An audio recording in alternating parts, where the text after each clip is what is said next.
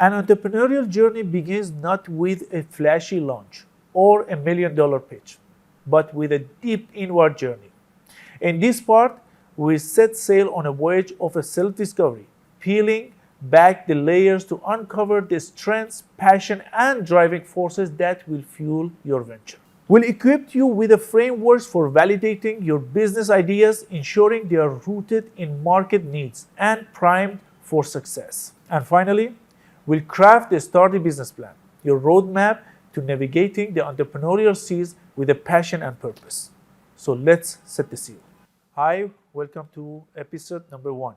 So, Mr. Rajesh, how can aspiring entrepreneurs overcome their self-doubt and identify their true entrepreneurial calling? Well, self-doubt is always there. It's not only for an aspiring entrepreneur, but self-doubt is also there for entrepreneurs in their routine and regular modes of business. So, not only for them, self-doubt should be cleared for every single entrepreneur. Always having a mentor helps. An aspiring entrepreneur or an ongoing entrepreneurship project with an entrepreneur, you need to have mentors. I love to say this, that even the day Sachin Tendulkar retired, he had a batting coach. So you can never think that you know it all. Every single day, you will need a coach who can guide you, who can look above you on what you're doing and what is the best way forward for you. So that helps. Having a mentor helps. Also, you need to have conversations with people whom you admire, whom you trust, and whom you follow. So if you do that, a lot of your questions get answered even in a very casual setup or an environment. You get answered and you become confident about what you want to do or what you want to achieve. Self-talk is a very interesting aspect of human life. There are a lot of people who do a lot of self-talk, and that self-talk gives them a confidence. They keep validating what they want to do and they keep thinking about what needs to be done. I always believe in a fact that every reality begins with a thought, and that thought it can be your self-talk. Yeah. So there are various methods on how you can take control of your self-doubt. But for sure, when you begin something or you want to do something, your confidence needs to be in place. So mentor, talking to people, researching on your own, and validating on what you intend to be doing on the thought that you have is critically important. Conversations help. Be a person who will always look out for answers in every conversation that you intend to do the moment you want to become an entrepreneur. And this goes even for entrepreneurs. As an entrepreneur, when I have a doubt, a self-doubt, I like to clarify it from the people who are good in the area that I have a doubt in. So I keep attending a lot of gatherings, networking sessions, interacting with people, making calls to the people that I follow and admire, and that's how I clear my self-doubts. Till today. Till today, and it will be so forever. So it's like I said, you never know it all. You will always have a shortfall of information which can help you to take the right decisions. And business, entrepreneurship is all about looking in the right directions, taking the right decisions and putting speed to that, and always validating what you are doing. Never be overconfident, but always be absolutely confident of every decision that you have taken. You need to have a bouncing board kind of a concept in your life. Like for example, in my life, 8.5 years back, almost 8.5 years back, I co-founded a platform called Business Opportunities Club. And what do we do in Business Opportunities Club? We come together once in a month on the 4th Wednesday from morning 8 o'clock to afternoon 12 o'clock. And we do brainstorming. Now, in that brainstorming process or session, we kill our self-doubt and we become confident of what needs to be done next. True. I've been to that club once. I was lucky to Yes. be there. And interestingly about that club, I want to say, I remember we talked before that. You say, Sajjad, it's a business club. I said, oh God, it's a boring thing. I'm going to be. And you knew it. You said, Sajjad is not a boring thing.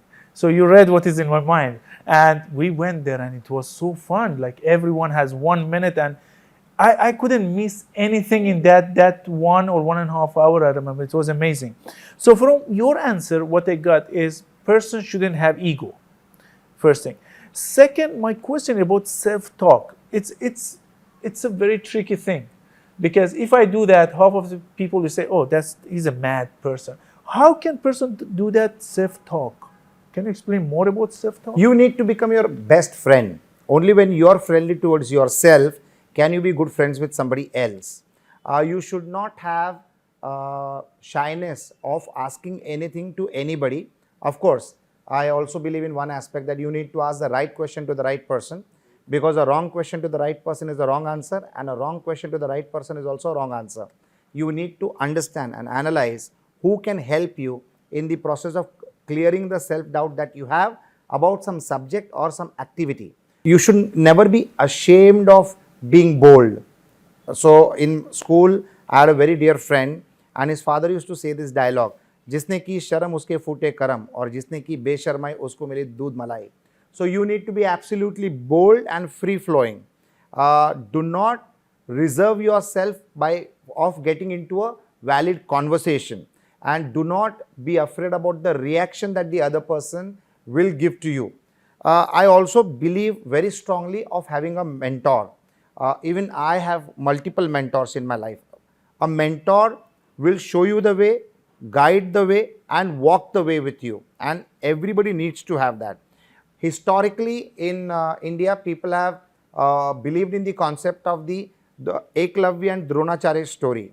So, Dronacharya was a great master of warfare, and Eklavya was just watching him and becoming a warrior. Similarly, today in life, for people like us, especially entrepreneurs, we are Eklavyas to multiple Dronacharyas. The Dronacharya doesn't even know, like how the real Dronacharya was not aware that somebody is just observing him and learning from him.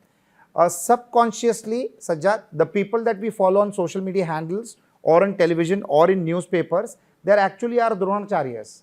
We like to read or hear or see the content that these people have created. So in a way, you are training yourself under that Dronacharya. So you need to consciously and mindfully make a list of the people that you admire and you follow, and automatically, knowingly and unknowingly, they will be answering a lot of your unanswered questions. This will definitely help you for clearing your self-doubt, and it will instill in you a sense of extraordinary confidence to move forward in the direction that you want to move. Well, kind of I don't agree in some part. The reason I tell you why, because some people even we don't want to see and watch, but they are there, And I know how I seen, especially I'm an artist, so I know how they've been influenced some artists to do something apart from what they should do. I believe personally, that's my opinion, of course, which we try not to follow, but yet they are there everywhere, and they influence us. For me, as I say, it's a very wrong way. So I would like to say something about that. People management is a skill which needs to be learned. You need to be conscious and you need to be mindful about learning that particular skill. It is not that every day you are going to be coming across people that you like. You'll also come across people who are not very interesting to you, but they are still in front of you. Sorry to interrupt you. I didn't mean what I don't like. I don't like to see what they're doing right. in their life, in their activity. Like drinking water, making chai, spoiling the food. And that's really, I'm not interested. But yet, somehow... That appears. Yeah, it appears, and somehow they influence others also, who's kind of not into these things, but yet they feel by doing the same things, they can get where they want to get. Absolutely. But I will still like to continue my answer by saying that people management is a skill. You like some people, you might not like some people. But even then, as an entrepreneur, you cannot be expressive about your feelings. You really need to be pleasant with people. How much time do you spend with each person is a choice that you make. Whose activities you want to participate and be there is a choice that you make.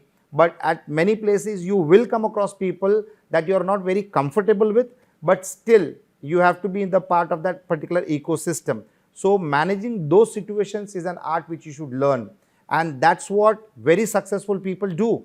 You will never be able to figure out whom they like and whom they don't like, because they don't express it on their face. They live along with them. So it's like you need to be available around people, a pool of people, some of your choice and some of somebody else's choice. And still you need to be flowing forward in those kind of situations also. So be pleasant. An entrepreneur cannot be unpleasant. Be pleasant. You cannot afford to have somebody not liking you because you don't like them. So you have to be pleasant, and life is all about surprise management. You will be surprised that someday the person that you are not very comfortable with comes across to you and gives you an opportunity which the best man that you like has not given to you. So you cannot know who will get you the next level of growth or the next window of opportunity. So be hopeful and be pleasant to everybody around you. What are some effective tools and exercises for validating a business idea beyond traditional market research? Well, whatever business decision that you take or business idea that you want to get associated with, you need to have absolutely proper research done. As a serial entrepreneur, I'm into multiple businesses. What I basically do is my learning curve should be achieved in 30 to 90 days max. I need to dig so deep into that particular domain knowledge or that particular subject that at the end of the 90th day, that's the last patch of time, not beyond 90 days. You need to be as knowledgeable as anybody in that particular industry. Like for example, 3 years back, almost 2.5 years back, I ventured into the restaurant space, Santé Spa Cuisine. It's a vegetarian vegan food restaurant of global cuisine made in one restaurant in a single location, every location of Santé. Now, I didn't know anything about restaurants before I ventured into it, but today I have studied so much about the restaurant as a sector, as a business industry, that I can talk on this subject anywhere, anytime without any preparation.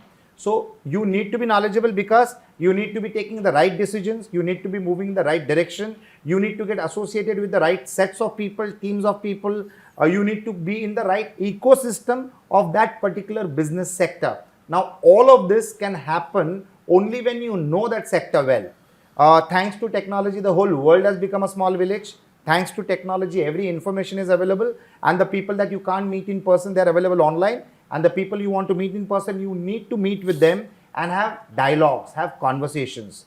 I always love to tell people that as entrepreneurs, we need to have a very fertile and a very fluid ecosystem, people from all walks of life, where you can validate the moves that you are making in your personal, professional as well as business life. You get fantastic insights from other people. At least you will get warned of what not to do. And business is a very expensive process. If you take wrong decisions, you not only lose money, but you also lose something that you can't earn back, and that's your time. Yeah. So you really need to be well informed. You really need to be well qualified in the business sector that you are getting into. So conversations with people from the same sector, conversations from people who are into multiple sectors and also that sector, conversations with customers from that sector. You get me? And before you get into any sector, the best way of learning is by becoming a customer in that particular sector. So if I want to invest into restaurants, I will visit 20 restaurants and try to understand on how does this sector operate? How do I get treated as a customer? What are my expectations vis-a-vis the reality? So that when I start that particular business, I should not have those loopholes or those gaps which I can witness as a customer by being in a particular restaurant.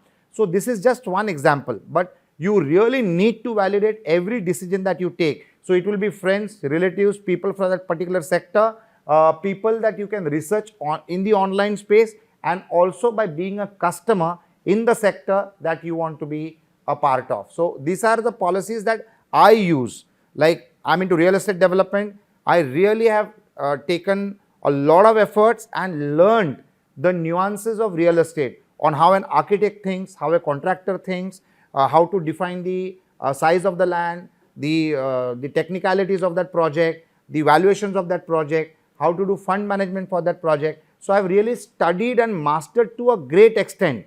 Now your peers in the industry are your best teachers. The customer of that industry is your good teacher. The vendors in that sector are your good teachers. So you really need to identify these people and start getting into a absolutely interactive conversation. And for a couple of days, when you get into that particular sector, every day the information that you process needs to be of that particular sector, so that you are imbibing the best functionalities of that sector before you venture into it, or before you step into it, before you invest and get into action in that particular direction or for that particular business. So that's the policy that I follow.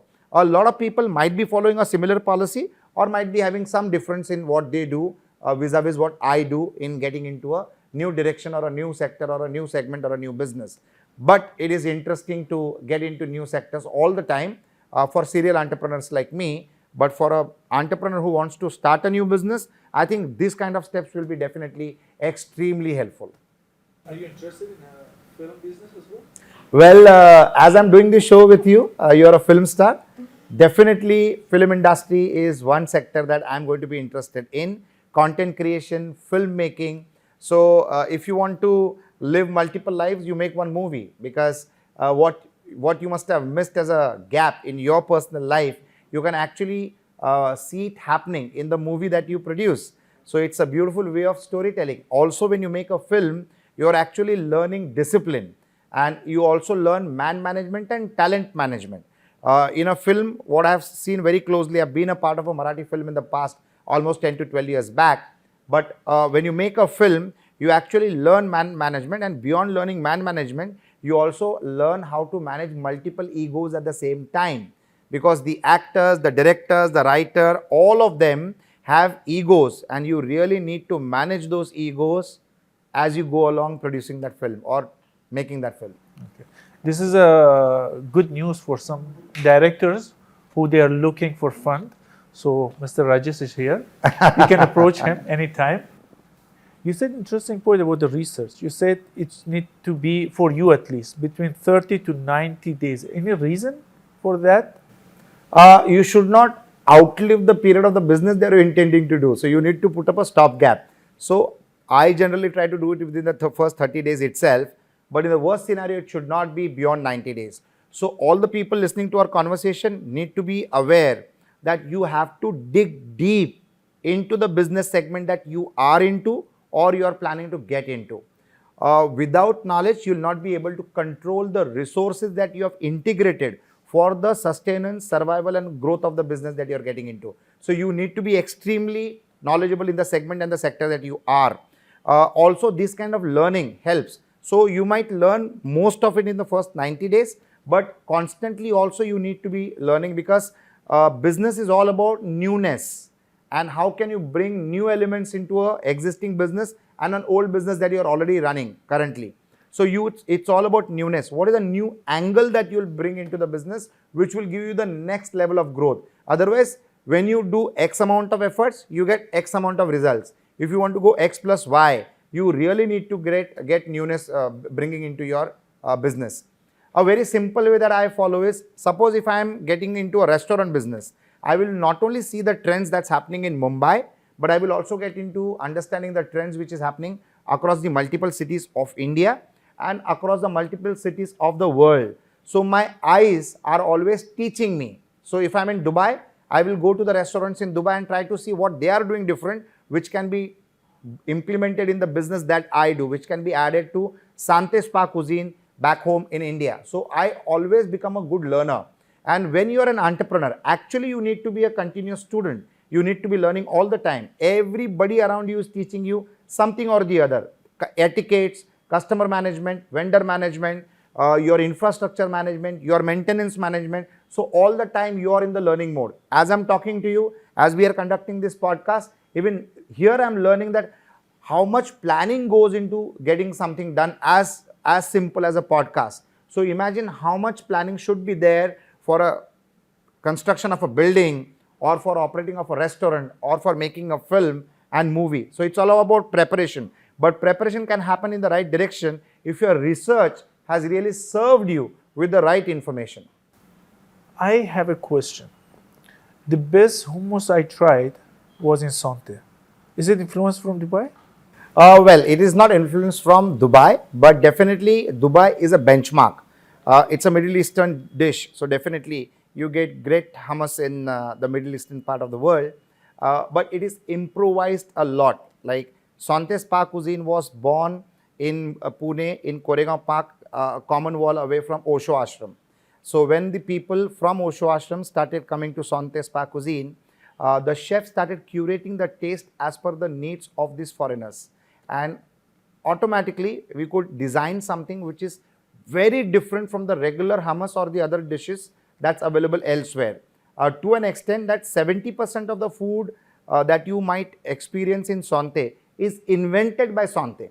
And it's a combination of ingredients. We don't use any colors, flavors, additives or preservatives into the food that we prepare at Sonte Spa Cuisine. Now, when you do research, I researched all of this before I ventured as a partner into Sonte Spa Cuisine. You get me? I went there as a customer. I saw with my eyes how the customers are being handled, what is the food being served, how it is being served, the taste of the food, the price of the food, the quantity of the food, how are the expressions of the other people eating in that restaurant. So that was my homework for a venture that I'm getting into. And only once I was convinced that yes, this is the best restaurant that I should be associated with, that is the time I took the plunge. And it was not easy, but I took it. There were other challenges also, but I overcame those challenges. Life is all about obstacles to opportunities. The founder of that particular business didn't want to share the equity.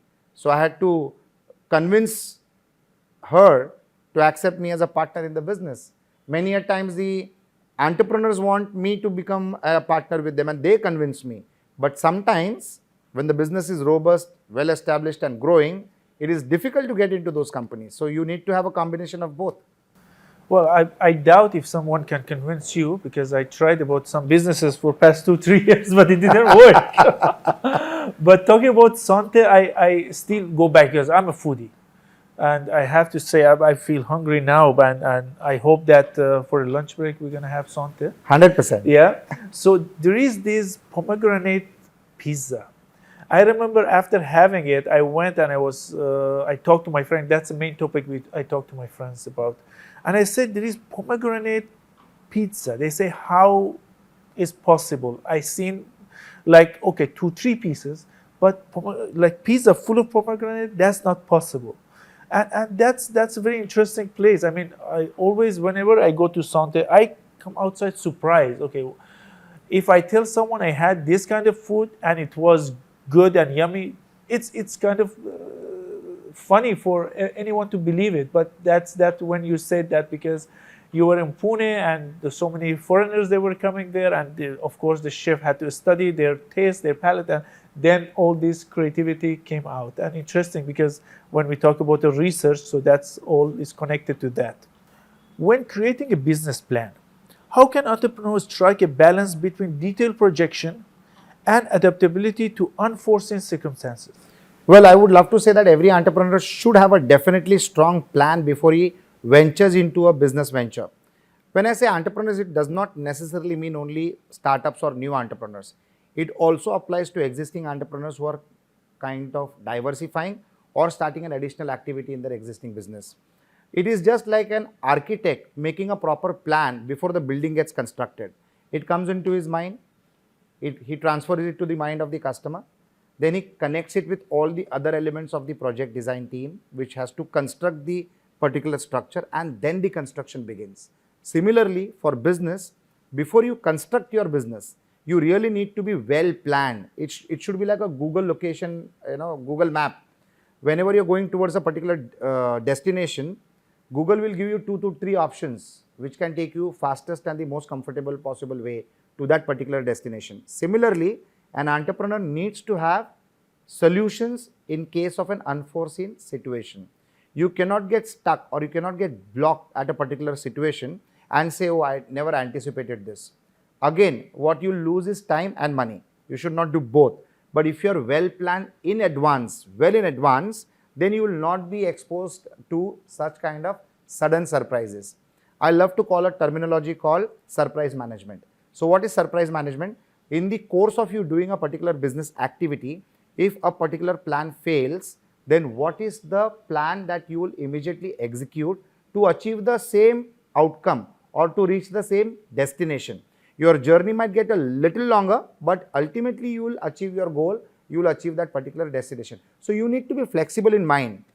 For an entrepreneur, being confident of every situation is the key, because only with a confident mind, you will be able to take the right decisions, and your set of decisions around a particular project is critically important. So when you are well prepared, nothing will surprise you. How can someone who has multiple passions and interests Identify the one they should pursue as an entrepreneur. Okay, so I love to say that entrepreneurs should become passionpreneurs. And what is a passionpreneur? A passionpreneur is somebody who is actually converted his passion into a business enterprise. But what happens to people with multiple passions? Simple. You need to, suppose if I have got 3 passions or 4 passions, I do a research on all the 4 segments. Whichever becomes the most promising passion to be pursued is what you need to be doing. Now, there are a lot of people who connect and correlate to multiple passions and then try to achieve all of them through a particular business activity. For example, I'm a photographer, assuming, and I love photography. So, I also love to travel. I can blend both the activities and convert it into a business model. A business model where travel and tourism happens along with great photography or content creation along the way. So there are 2 passions converted into one business enterprise or one business opportunity. So you need to analyze the passions that you are passionate about and then choose the best option to be successful in the current particular environment. So like for example, during the pandemic, travel and tourism was not a passion to be pursued. But post-pandemic, that became a big hit. Today, all the flights are overloaded. Every destination is overpopulated with tourists and tourism is on a upswing. So the timing of the passion needs to be understood. The flavor of the passion in the current business environment needs to be understood. And then you need to decide what you should be doing. Like content creation was always a passion. I've created a lot of content all my life, but now I want to pursue this passion. The timing for me is this particular time of my life where I want to create professional content which can benefit thousands and lakhs and millions of people across the world. So timing is important, reason is important, what your other activities are being conducted and how you can correlate this new passion to your past passions is also very important. Like I was passionate about education, so we started the business of education. I was passionate about good homes, so I became a real estate developer. I love good food, I'm a foodie, so I'm into the business of restaurants. Now I want to do content creation. The advantage of content creation is when you build an audience, you can definitely display all the businesses that you are involved with and create an ecosystem where you bring the world together with the journey that you are traveling on your own. And when more people accompany you on this particular journey, the journey of life becomes extremely interesting, exciting and motivating.